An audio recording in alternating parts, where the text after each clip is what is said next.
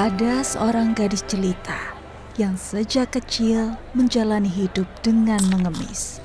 Suatu kali, dia melihat orang membuang kotoran dari sebuah ember dan di dalamnya terdapat 2 keping uang koin. Tidak ada orang yang mau memungutnya. Gadis itu pun memungut dan mencucinya. Setelah bersih, dia lalu membungkus dan menyimpannya di dalam pakaiannya. Suatu hari, saat sedang mengemis, dia melihat sekelompok orang berjalan menuju gunung. Mereka berjalan sambil memuji keluhuran seorang sesepuh. Mereka berharap bisa memberi persembahan untuk mendapatkan doa darinya. Gadis itu pun ikut pergi untuk melihatnya. Mereka masuk ke sebuah wihara, lalu mempersembahkan makanan dan lain-lain. Sesepuh itu duduk di sana, dan biksu-biksu muda yang menerima persembahan.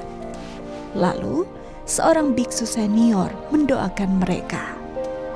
Gadis itu sangat iri dan berpikir, bagaimana saya yang berpakaian compang-camping seperti ini bisa memberi persembahan kepada sesepuh?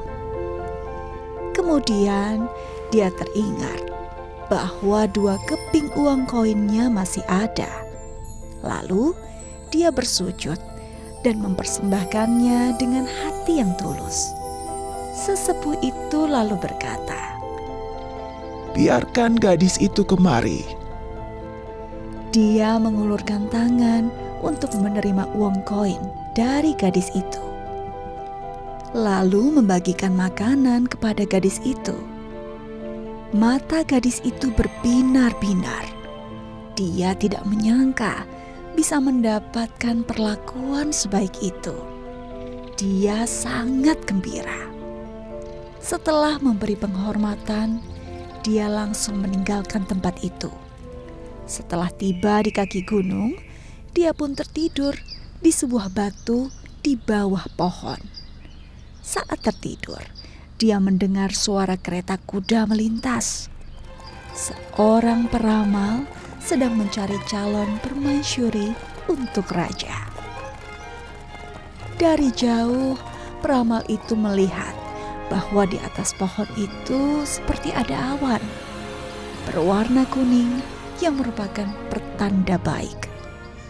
Melihat seorang gadis tertidur di sana, dia pun meminta pelayan wanitanya untuk membangunkan dan mengganti pakaiannya. Setelah pakaiannya diganti, gadis itu terlihat sangat jelita. Kemudian, dia pun dibawa ke istana. Setelah melihatnya, raja sangat menyukainya dan menobatkannya menjadi permaisuri. Permaisuri merasa bahwa pengalamannya sungguh tidak terduga. Dia berpikir, apakah ini berkat doa yang sesepuh itu berikan kepada saya? Dia meminta banyak barang dari raja agar dia bisa membawanya untuk berterima kasih pada sesepuh itu. Permaisuri membawa banyak pelayan untuk pergi memberikan persembahan.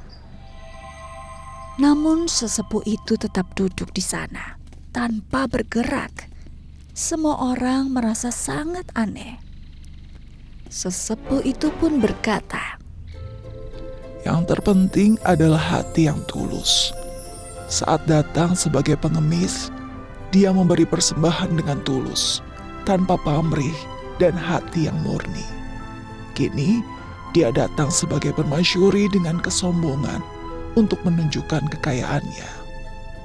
Jadi, yang paling berharga di dunia adalah hati yang murni.